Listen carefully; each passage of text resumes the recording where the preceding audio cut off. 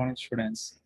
Myself is Dr. A. V. Sudhakar Reddy. I am working as a associate professor in Mallaradi Engineering College, Hyderabad.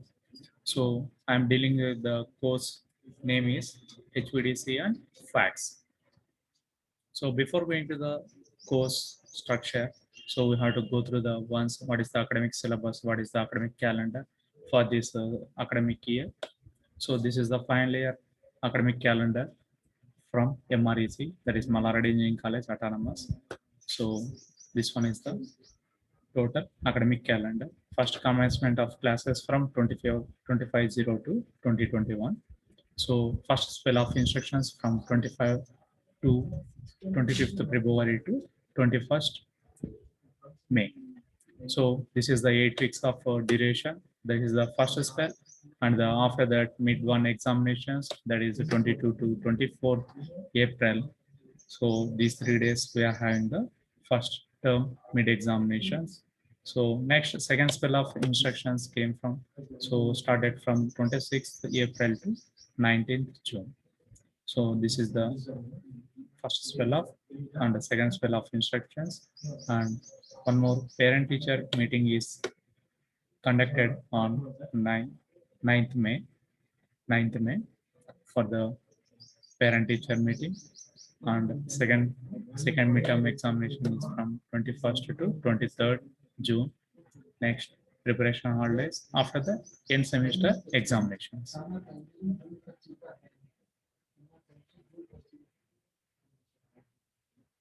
Next, so MR17 syllabus.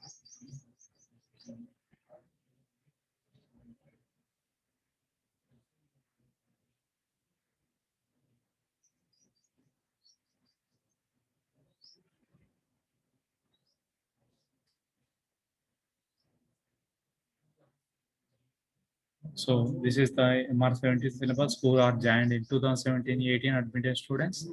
This is the academic regulations and course structures, and detailed syllabus is available in this total. So this is a EEE department.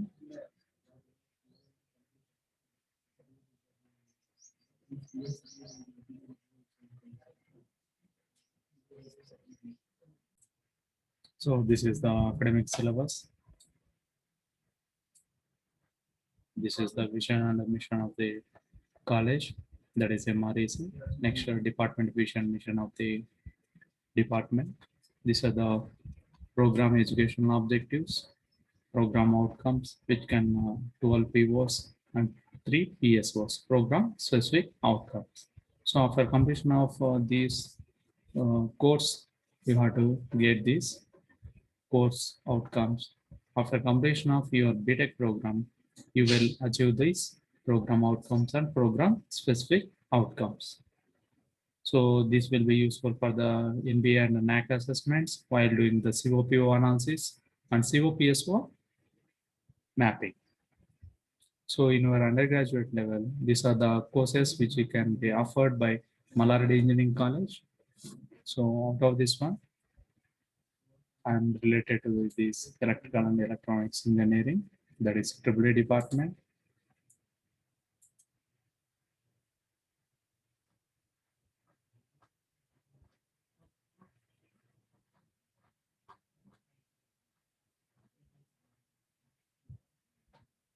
So how can you evaluate the mid one and mid two evaluation and the end semester examination? So this is the pattern.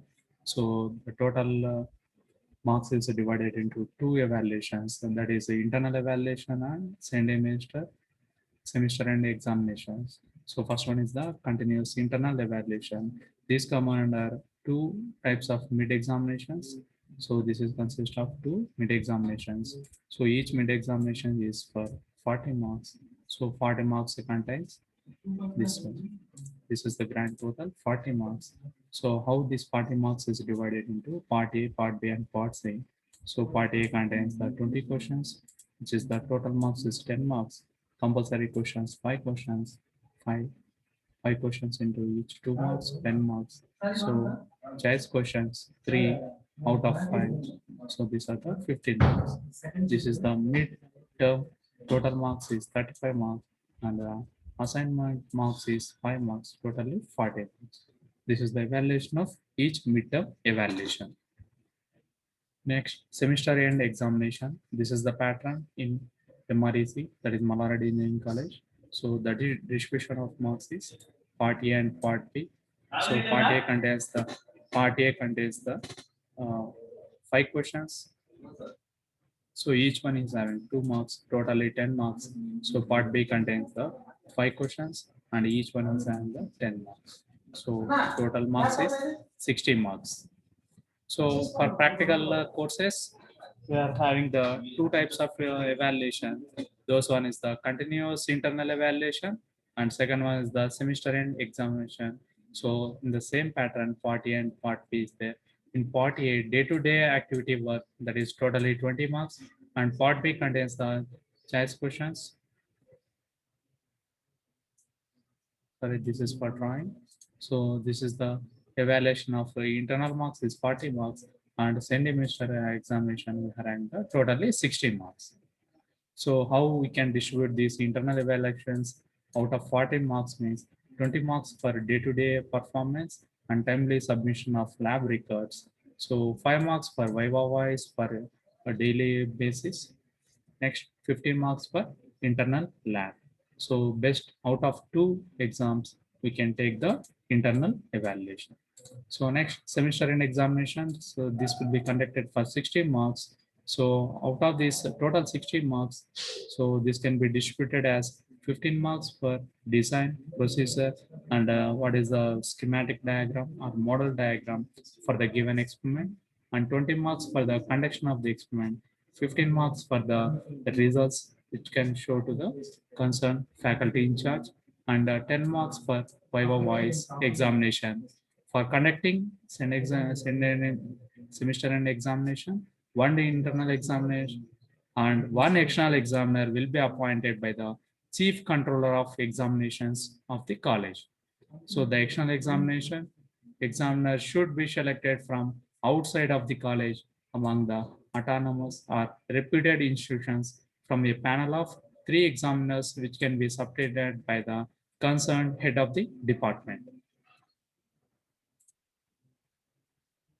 So in your final year, you are having the mini project and major project. So and technical seminar, comprehensive wise, apart from the subjects, apart from the different courses, these are the extra terms. So how can we grade the grading procedure is available means this is the grading procedure.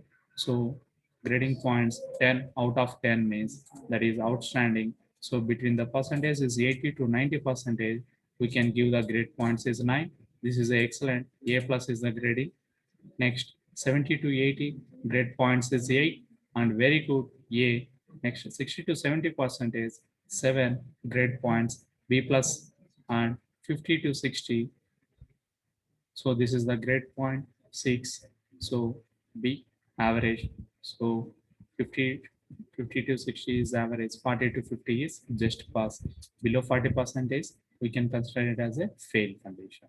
So option means we can consider as AB. So these are the evaluation process. How can we give the grading points for each course, and practical and theory courses.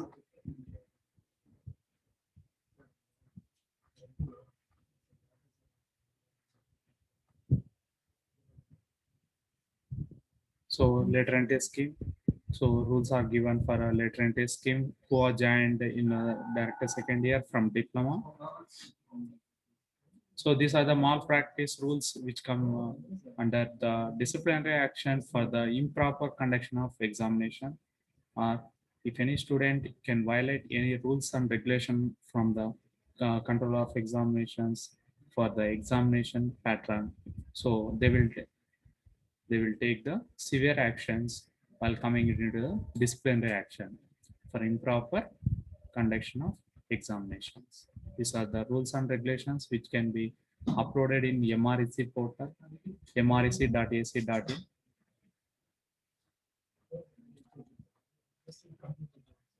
Next, this is your schema for MR17 regulation with the effect from academic year 2017-18 onwards. So those students who are joined in 2017 and 18, so this is the syllabus MR17 Malareddy regulation, 17 regulation. So this is the first semester, second semester results. So now I can deal with the final year, second semester, that is eighth semester only. So these are the different courses which can offer from the final year semester. So in the seventh semester, I can deal with the subject is course is HVDC and facts. This is the course code and this is the course name. So in the seventh semester, we are having the final year. So course name is HVDC and facts. So the course code is 70230. So this is having the 3 lectures and 2 theory. This is the 4 credits. If a student can able to pass this course means they can get the 4 credits. So these are the total final year syllabus for the first semester. So management fundamentals, solid state drives, utilization of electrical energy. So here in MREC, we are giving the choice for the students. So professional elective 3. So in terms of professional elective, so student can be able to take the any one of the choice, either VLSI or hoops through Java or energy arctic conversation. So professional elective 4, we can give the some choice for the students to select any one of the codes, either so SCADA or electrical power quality or HVDC and facts. So before beginning the semester only, we can take the feedback from the students by choosing the professional electives and open electives. So from the students' feedback, we can consider the students' feedback and we can deal with concerned subject. So if the students are asking to choose HVDC and facts subject course. So that's why I'm dealing with the subject name. Subject is HVDC and facts. So these are the different types of open electives which can offer to students in MREC. So triply, so we can give the option as electrical safety and energy management. And next one is energy audit and conservation, energy storage systems. So these are the different types of open electives which can offer to the students.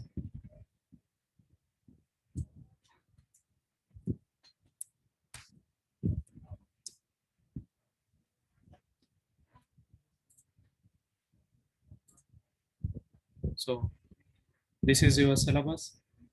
This is your course name is HVDC and facts and the course code is 70230. So this is the credits, 4 credits. This course is allotted to 4 credits. So this is the syllabus for the academic year 2017 and 18 regulation.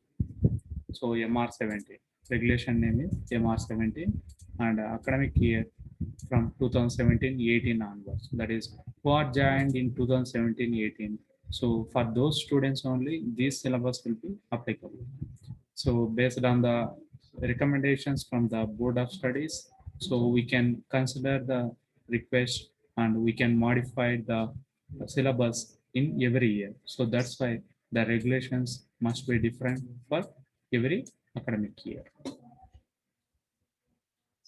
So this is the syllabus. So what are the prerequisites which is required to understand this course means power generation and distribution, power system analysis, and power electronics. So these are the subjects, these are the courses. Some knowledge is required to understand this HVDC transmission and facts. So course objectives. So after completion of these codes, that is HVDC and facts, the students will be able to understand are dealing with the basic concepts of HVDC transmission systems and what are the different applications of HVDC converters with the control circuitry. It also emphasizes on reactive power controlling HVDC system by using the FACT devices. So before going to that one, I will give the overall structure of a HVDC transmission system. So why we are going for HVDC and what are the different topics which can cover under this HVDC and facts course. So this is the module one.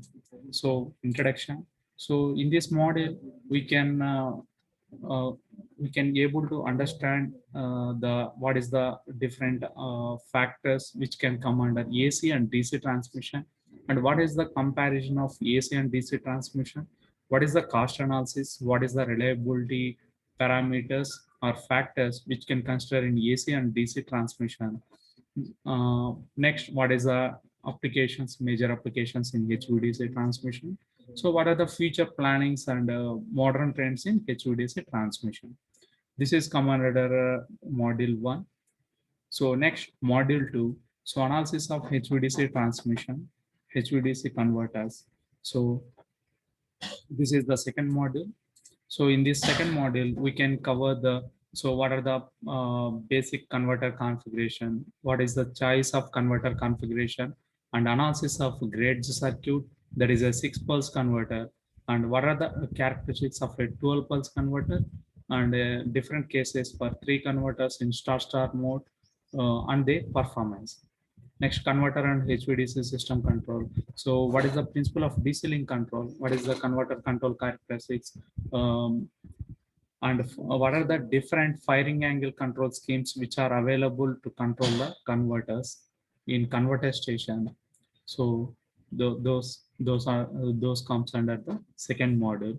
Next, in the third module, so we can go for the what is the reactive power control in HVDC transmission system. So reactive power requirements in a steady state, what are the conventional control strategies and alternate control strategies and source of reactive power, what are the different types of filters available in AC system, and what are the shunt capacitors, synchronous condensers, which can covered in module 3 part A. Next, in part B, we can consider the power flow analysis in AC/DC systems. That is a modeling of DC links and DC converter controller equations, a solution of DC load flow per unit system for DC quantities, solution of AC/DC power flow, simultaneous method and sequential method. So this is the module 3, reactive power control in HVDC system. Next, coming to the fourth module, power flow and dynamic stability. So in power flow and dynamic stability, in this module, so which can come under what is the need of power flows, sorry, what is the need of interconnections, how the power flow is exist in the existing transmission lines. So this total subjects is dealing with the transmission system only. Facts means these devices are generally used in AC transmission system only. So what are the transmission, different types of power flows which are available in the transmission interconnections? So what is the loading capability? So what is the thermal limits? So what are the power flow and the dynamic stability considerations? Steady state stability, next transient stability. What is the importance of control parameters? What are the different opportunities for facts? What are the basic types of different facts controllers? So what are the benefits from facts controllers by installing these devices into some particular place within the transmission system? So what are the requirements and characteristics of a high power devices? So what are the voltage and current ratings, losses and speed of switching parameters rate on off services, on off the devices? And the fifth module, we can cover the static series compensators. Static series compensators. So what is the concept of series capacitive compensation, improvement of transient stability, of oscillation damping, function requirements of GTO thyristor series capacitor. So thyristor switched series capacitor and thyristor controlled series capacitor. And what are the different control schemes comparison? So GSC, TSSC, and TCSC. So these are the different types of series compensators which can start studying in this present academic year. So these are the textbooks which can, for reference sake. So KR Padiyar, the title of the textbook is HVDC Power Transmission Systems, New Year's International Publishers Limited, third edition, and which can be in 2015. Next, Enzi Hingorani and El Gui. So understanding facts, concepts, and technology of flexible AC transmission systems, Jan Valley. So this can be reprinted in 2012. So for the references, these are the different types of textbooks which can you can study in this present one. So these are the different types of resources which can be available in the internet. So after completion of this course, the course outcomes will be generated. So at the end of the course, each student will be able to understand the what are the applications and what are the different types of HVDC links. Next, second outcome is the course outcome is analyze the converter configuration and their characteristics. And third course outcome is describe the reactive power requirements in steady state and modeling of DC links.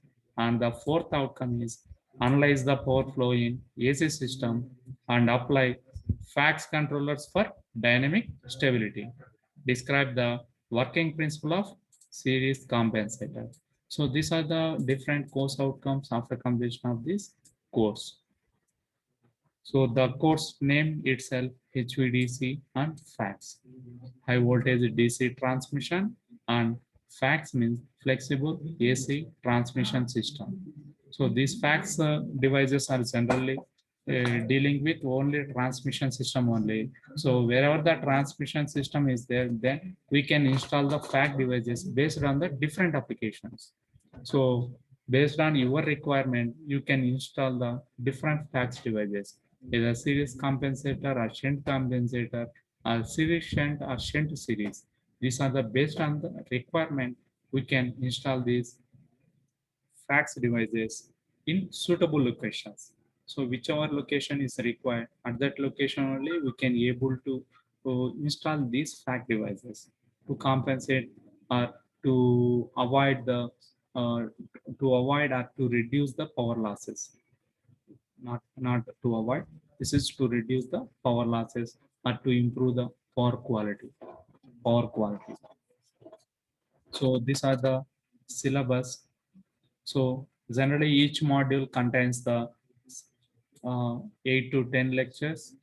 So first module here 13 is given. So approximately I can cover this total syllabus into approximately 8 to 10 lectures for each module from the next class onwards. So this is the overall syllabus of your particular course HVDC and FACS in your BTech 7th semester according to the MREC MR17 regulations.